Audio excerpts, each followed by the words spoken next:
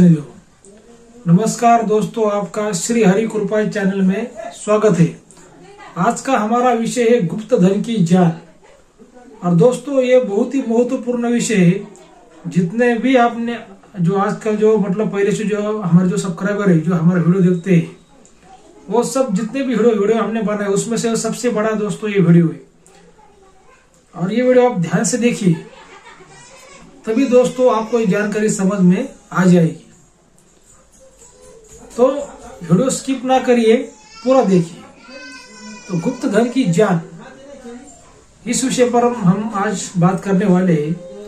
तो क्या है ना कि पहले मैं आपको साफ साफ कहना चाहता हूँ कि हमारे चैनल का जो मकसद है कि वो समाज में जो अफवाह है उसको कम करना है, जो समाज में जो अंधश्रद्धा है उसको कम करना है। क्या यही हमारा मकसद है। और जो समाज में अफवाह फैली हुई है, जो लोग चर्चा करते हैं, उसमें कितनी सच्चाई है और कितना झूठ है, उस पर हम चर्चा करते हैं और आपके सामने हम रखते हैं। किसी को अच्छा लगता है, किसी को बुरा लगता है। और हम क्या करते हैं कि आपको हमारी बातें समझ पाए, हमारा जो एग्जाम्पल होता है वो आप समझ पाए, हमारा ज्ञान आप समझ पाए। इसी वजह से हम आपको एक आसान भाषा का प्रयोग करके हम आपको समझाते हैं। अभी किसी लोगों को क्या लगता है कि गुरुजी के पास ज्ञान ही नहीं है। अगर मेरे पास ज्ञान नहीं होता तो फिर मैं यहाँ पर नहीं बैठता, यूट्यूब चैनल नहीं खोलता ना। अभी हजारों लोग मुझसे मिलते हैं, हजारों लोग मुझे कॉल करते हैं, क्योंकि मेरे पास ज्ञान है। इसी वजह से लोग मुझे मिलते हैं और मुझे कॉल करते हैं। लेकिन मैं क्या कहता हूँ कि हमारा जो चैनल है वो जो मजदूर लोग है, जो गरीब लोग है, जो ग्रामीण भागों के जो लोग है, उनको क्या है कि जो संस्कृत भाषा होती है, जो आध्यात्म भाषा, उनको कभी कभी वो कठिनाई की जो भाषा होती है वो समझ नहीं पाते। इसी वजह से हम आसान भाषा का उपयोग करते हैं कि जो गांव के भी लोग हैं वो भी वो समझ पाए। कोई लोग पढ़े लिखे होते हैं, कोई लोग पढ़े लिखे नहीं भी होते। तो ठीक है, किसी को अच्छा लगता है, किसी को बुरा लगता है। तो जो आज का जो हमारा सबसे बड़ा विषय है कि गुप्त धन की जान। तो ये गुप्त धन की जान होती कैसे है, कहाँ पर होती है, तो इसके बारे में आपको विश्लेषण करने से पहले मैं आपको एक एग्जाम्पल बताऊंगा, एक आपको उदाहरण बताऊंगा। वो अगर आप समझ गए तो आपको पूरा वीडियो समझ में आ जाएगा। तो क्या होता है कि हर घर में आपको तो मालूम है कि दोस्तों एक बल्ब होता है, कोई उसे बल्ब बोलता है, कोई उसे लाइट बोलता है। वो हर घर में होता है, हर रूम में होता है। क्या तो वो जो बल्ब होता है कि उस बल्ब की जो ऊर्जा होती है, वो बल्ब में ऊर्जा कहाँ से आती है कि एक वायर से आती है। जो करंट होता है वो वायर से आता है। और जहां पर बल्ब होता है वहां से 10, 15, 20 फुट एक वायर बल्ब से निकलती है। और 10-15 फुट के बाद एक उसका स्विच बनता है। वो जो स्विच होता है उससे वो बल्ब चालू बंद होता है, ऑन ऑफ होता है, बराबर।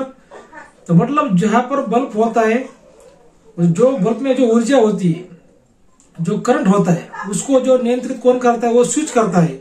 और वो भी वो स्विच कहाँ पर होता है कि वो बल्ब से 10, 15 या 20 फुट दूरी पर वो स्विच होता है कि वहां से वो बल्ब की जो ऊर्जा होती है, वो जो करंट होता है, उसको चालू बंद हम करते हैं, उसको नियंत्रित करते हैं, उस पर हम काबू पाते हैं। क्या जहां पर बल्ब हमें दिखता है वहां पर उसका स्विच नहीं होता। तो ये बातें समझने वाली है कि जैसे ही अगर हम किसी जमीन पे हमें लगता है कि यहाँ पर गड़ा धन है, या हम किसी गड़े धन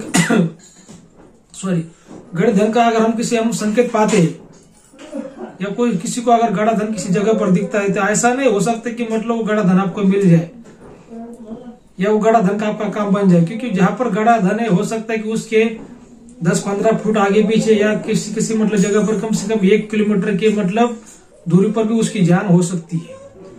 धन तो वहीं पर होता है। धन कहीं किसी जगह पर जाता नहीं, जहां पर जो लोग पुराने रखते थे उसी जगह पर वो धन होता था। लेकिन क्या है कि जो गुप्त धन पर जो शक्तियां होती है, उस शक्ति की जो जान होती है वो बहुत दूरी पर होती है, बहुत दूरी पर होती है। और कैसा होता है कि वो जो शक्ति होती है वो किसी पेड़ पर जाकर बैठती है, या किसी खंडर में जाकर बैठती है, या किसी जमीन पर जाकर बैठती है। उस धन से वो थोड़ी दूरी पाती है। और जब भी हम किसी अगर कोई लोग वहां पर काम करते तो वो दौड़ के आती है और किसी का नुकसान कर देती है, किसी की जान लेती है। क्या और कई बार क्या होता है कि वो भ्रम फैलाती है और किसी को धन प्राप्त भी नहीं होता।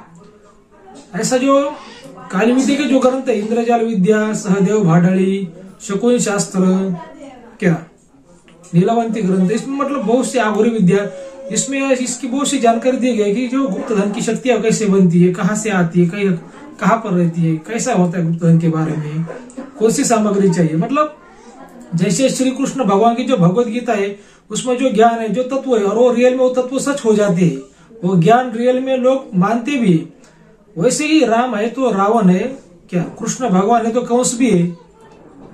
वैसे ही काली विद्या के भी जो ग्रंथ है, काली विद्या की जो बात है वो भी सच मतलब हो जाती है। लेकिन कैसा है ना कि हर क्षेत्र में 10% अभी सच बचा और 90% फ्रॉड बातें बची है।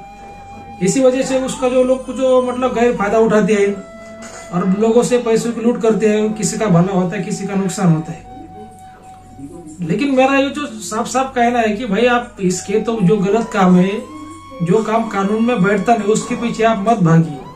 और ये धन के पीछे तो आप बिल्कुल ही आप मत भागिए, क्योंकि ये काला धन है। एक तो मतलब ये आपका भी नहीं और हमारा भी नहीं है क्या। इसी वजह से आप नेक काम करिए, अच्छा काम करिए। और मैं हमेशा एक बात कहता हूँ कि भाई जो हमारा परिवार है, जो हमारे बीवी बच्चे, वही हमारा असली गुप्त धन है। बीवी बच्चे, आपके माता पिता, उनकी देखभाल करिए। उन पर जो आपका जो पैसा है, आपकी ताकत है, आपकी ऊर्जा है, उन पर खर्च करिए। किसी धन के पीछे पैसा, ताकत, आपका ऊर्जा, आपका टाइम बर्बाद मत करिए। हो सकता कभी आपका फायदा और हो सकता कभी आपका नुकसान भी हो। ये हमारा आपको मतलब हमेशा संदेश रहता है, लेकिन लोग सुनते नहीं।